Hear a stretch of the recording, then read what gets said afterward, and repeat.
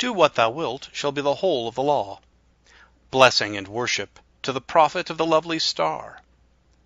The prophetic status of the great beast, Aleister Crowley, is an integral feature of Thelema. But Thelema also has key antecedents, some specifically indicated by Crowley himself. And in this talk, I hope to share with you a brief exploration of 4 such figures, men whose lives span the duration of the old Aeon, and whose works sequentially depend on each other, and who each reflect a different dimension of the Thelemic movement eventually inaugurated by Crowley. The men in question were Augustine of Hippo, Frater Francesco Colonna, Saint Francois Rabelais, and Sir Francis Dashwood. I'll introduce each in turn before offering some further ideas about the nature of their contributions to the new Aeon. Augustine of Hippo is probably the single most significant theologian to the entire tradition of Western Christianity. He lived in the 4th century.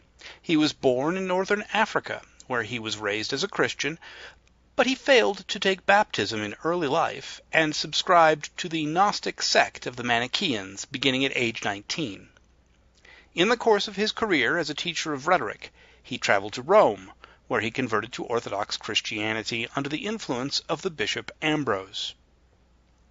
Augustine became a learned and zealous Christian, and he spent the last 34 years of his life as the Bishop of Hippo, a city in modern-day Algeria. The Western literary tradition of autobiography begins with his Confessions, and he wrote many books about scripture, doctrine, history, and theology. The Christian teachings he most emphasized are among those most rejected by Thelemites today, including particularly original sin, salvation through grace, and vicarious atonement. Moreover, he affirmed a division of all beings and actions between rigid categories of good and evil. He was also an outspoken foe of magic and magical practices. So why did Crowley himself point to Augustine as the earliest advance herald of the law of Thelema? Augustine once wrote, "Dilige et quod vis fac," love and do what thou wilt. While in retrospect this statement is striking, Augustine's meaning at the time was rather less impressive. In context, he simply said that good intentions were proof against ill consequences, a delusion that we might hope any 7-year-old had overcome. Still, the statement persisted and formed a touchstone for later mystics and intellectuals, antinomians such as Marguerite Porete, who would come to understand it more after the manner of Friedrich Nietzsche, who wrote, "Whatever is done out of love always takes place beyond good and evil." There are some other virtues in Augustine's thought that should not pass without remark. He was intellectually inclined to Neoplatonism, and his work helped to integrate this great pagan, mystical, and philosophical tradition into Christian culture. In his book On Christian Teaching, he used the plundering of the Egyptians by the fleeing Hebrews of Exodus as a metaphor for a Christian willingness to appropriate the best parts of the pagan intellectual heritage. Also, with respect to do what thou wilt, we should note Augustine's Trinitarian psychology. According to him, there are 3 parts of the mind or soul, corresponding to the 3 persons of the Christian Godhead. The Trinity of Father, Son, and Holy Spirit are the differentiated divine power, wisdom, and love, and these are in turn reflected in the 3 human faculties of memory, understanding, and will. Therefore, Augustine's psychological theory aligns love and will in a way that suggests the union of the human and the divine in the 3rd person of the Trinity and the corresponding part of the human soul. 1100 years after Augustine, comes Frater Francesco Colonna, an obscure Dominican monk of Venice. There is no evidence that Crowley ever even heard of Colonna, but the Dominican forms a crucial link between Augustine and Rabelais, and he is, in his own right, a precursor of Thelema. Colonna wrote a rather famous and quite puzzling book.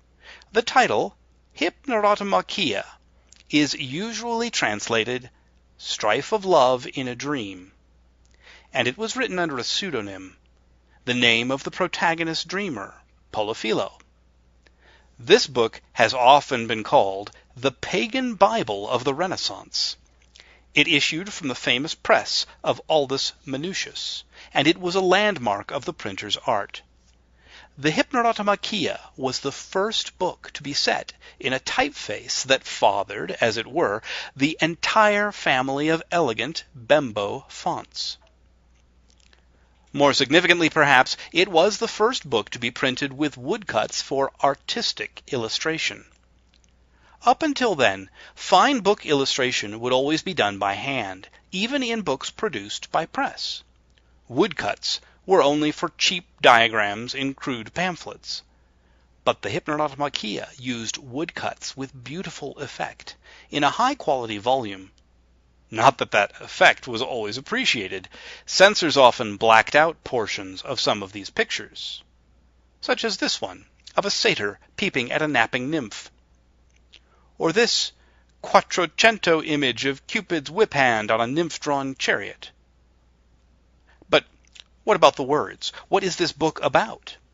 The entire story takes place within the dream of a single dawn hour, following the insomniac night of Polifilo, who is in mourning for his lost love, Polia.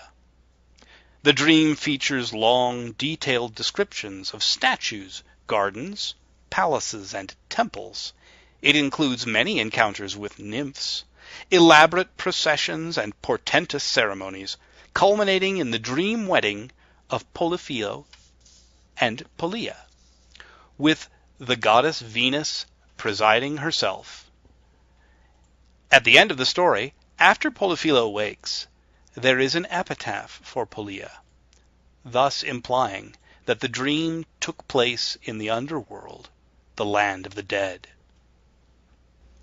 Colonna was in mourning for classical culture. Like other Renaissance thinkers, he hoped to revive the arts and sciences that had perished with ancient paganism. The book is written in an allegorical style typical of late antiquity. Colonna uses that style to demonstrate the beauty and usefulness of classical ideas, but he mystified centuries of readers who thought he was expounding various techniques of alchemy or other occult disciplines. All of the nymphs in the Hypnerotomachia have names that define their allegorical roles. An early high point in the dream details Polifilo's introduction into the court of the queen Eleuterelida, or Free Will. The mourning and nostalgic Polifilo, whose chief function is memory, is admitted by nymphs who themselves emblemize the components of memory in medieval theory. They are active intellect, imagination, and memory herself. After Polifilo has passed through these veils, the queen confers on him 2 advisor nymphs.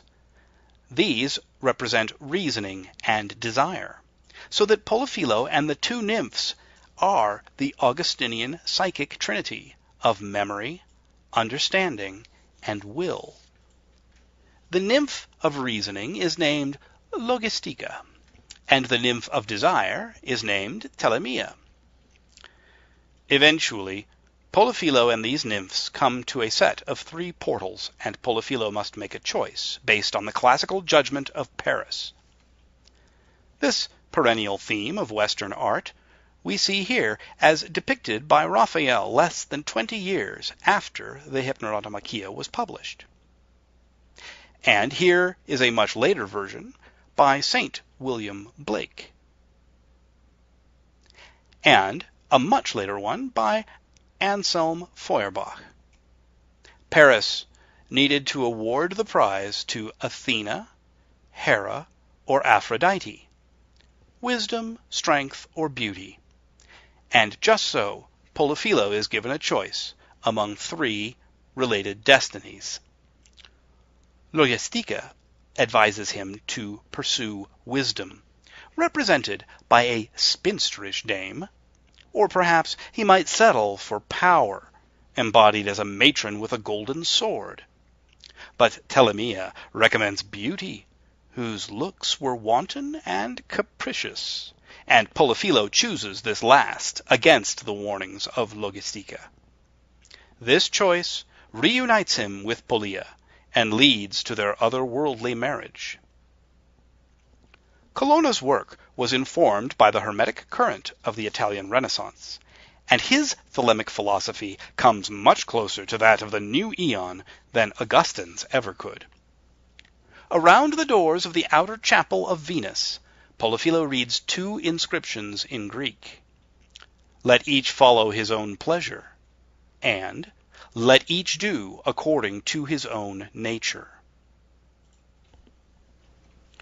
During the first few generations after its initial publication, the Hypnerotomachia was most popular among French readers, one of whom was Francois Rabelais.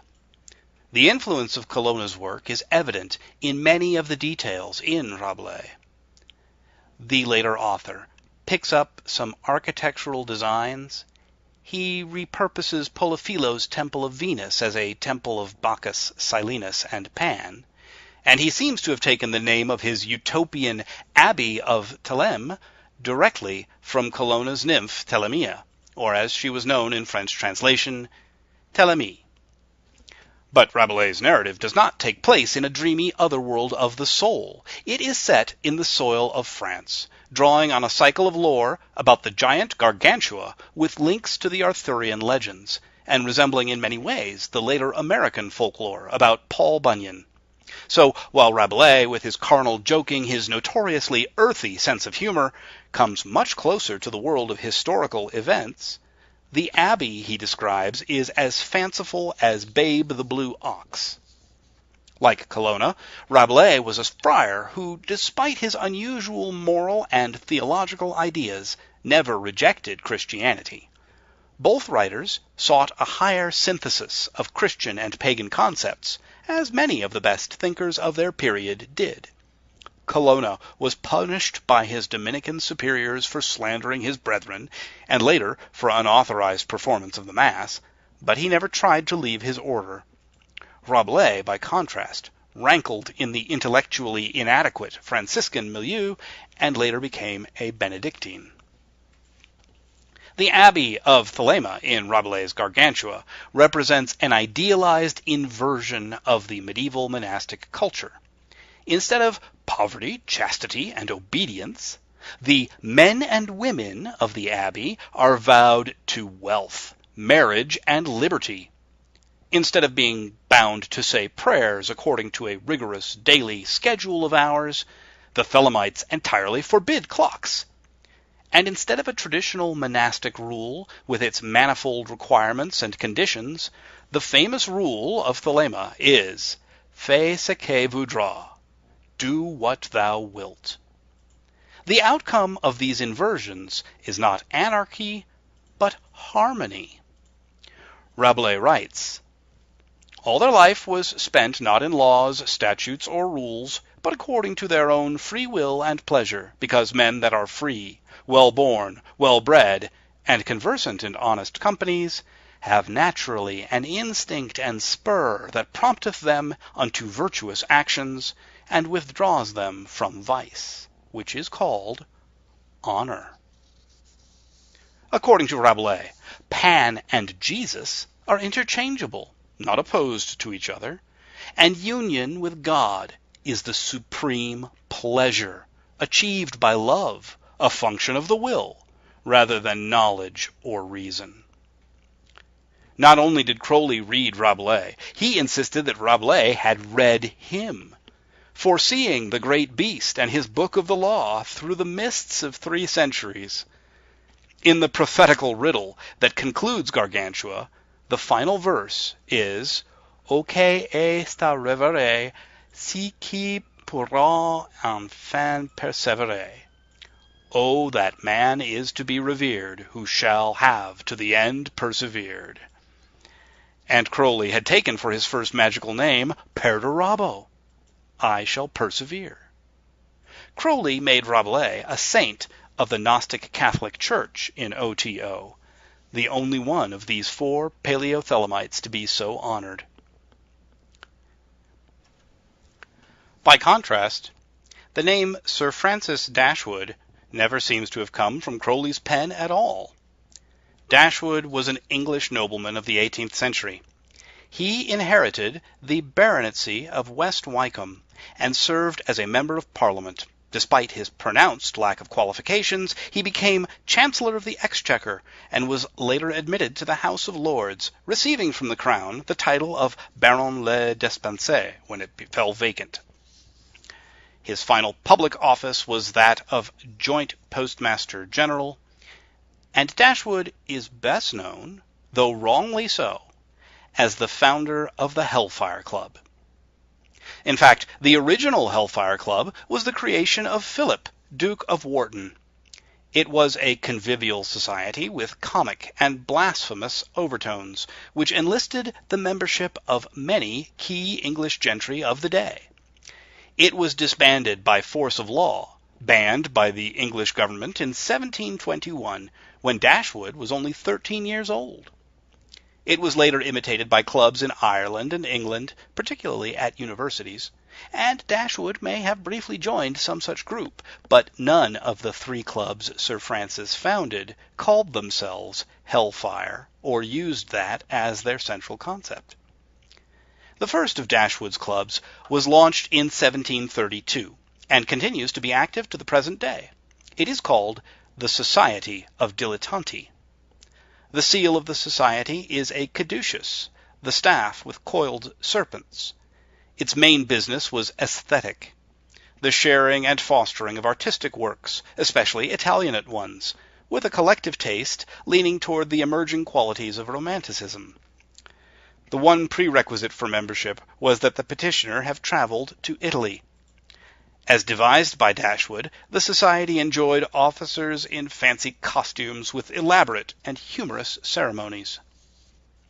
Dashwood's next organizing effort was called the Divan Club. Like the Dilettanti, Divan members were required to have particular travel experience, in this case time spent in Turkey. All members were to dress for meetings in blue robes and colorful turbans, and to carry daggers. The agenda was clearly Oriental splendor, and the standing toast was the harem. Each member was to have his portrait painted in the characteristic costume of the society. And here we see Dashwood himself. But the club that was incorrectly called Hellfire was the third of Dashwood's efforts. Sometimes called the Permissive Society, its full and proper title was the Order of the Friars of St. Francis of Wycombe. Dashwood, like Crowley would later do, canonized himself as a saint, and he capitalized comically on the fact that the most famous saint with his name was the founder of the Franciscan order. Some of the original members were probably drawn from the Dilettanti, the Divan, or even some of the Hellfire clubs. And this third society was the one that most expressed Dashwood's character as a rake and a libertine, a man with prodigious sexual appetites who was skeptical of received morality. The king and parliament had dissolved all the monasteries of England back in Rabelais' day, and by the time the Permissive Society took off, roughly 200 years later, monks and friars seemed exotic and fanciful. Dashwood acquired the remains of a Cistercian abbey at Medmenham on the Thames River. He renovated it and improved it with a Gothic cloister, an abundance of stained glass, lewd frescoes in the chapel, and a statue of Harpocrates in the refectory. An added tower was built as a ruin for aesthetic effect. Over the main entrance he had the words carved, Fais ce que voudras, do what thou wilt. The written records of the monks of Medmenham have mostly been destroyed or lost. One of the most reliable that survives is an accounting of the food and drink requisitions made by various members, all of whom are identified by their religious pseudonyms. There are also some personal letters that can help to provide a little historical proof, but most of the stories that have been told are second-hand concoctions, sometimes originally written as fictions. Here are some of the facts of which we can be fairly sure. There was an inner circle of 13, St. Francis and his 12 closest disciples, to which members of the outer order could be admitted if there was a resignation or a death. A special chapter room was kept for the superior brethren. Guests were often admitted to banquets or ceremonies of the outer order. They held chapel services at the abbey twice per month, which involved a great deal of sexual symbolism, and libations to the Bona Dea, or good goddess. They had special ceremonies for the initiation of members, which were supposed to have been based on the Eleusinian mysteries of ancient Greece. A set of artificial caves in West Wycombe was perhaps the site for such rituals. The Mednamites introduced the Kama Sutra to England as one of the instructional texts of their order. Residents of the area remarked the abbey's impressive traffic in wine and ready women. Higher classes of women may have arrived masked. There were facilities for sexual exhibitions and for private pleasures. Unlike the dilettanti, the permissive society did not survive its founder. From the first, its membership included gentlemen of distinction and political ambition. But when there was a change of ministry with the accession of King George III to England's throne, a Mednamite friar named John Wilkes, whom the other monks came to call a false brother, decided to sacrifice the privacy of the order in order to gain political advantage over certain of its members. His exposés, which began the false allegations of hellfire and Satanism, were the beginning of the end of the society. After about 15 years of activity, it ceased regular meetings in the mid-1760s. The chapter room was stripped of its ornaments, and eventually the abbey was itself sold. The surviving friars kept in contact with each other, and several of the inner circle were eventually interred in a hexagonal mausoleum at West Wycombe, modeled after Rabelais' imaginary abbey in miniature. Unlike our other Paleo-Thelemites, Dashwood left no appreciable body of writings. Amusingly, his most significant work in letters was to collaborate with Benjamin Franklin on a revision of the English Book of Common Prayer that became widely used in American churches. Dashwood's authentic legacy was the societies that he created and inspired, and the architectural projects that he commissioned.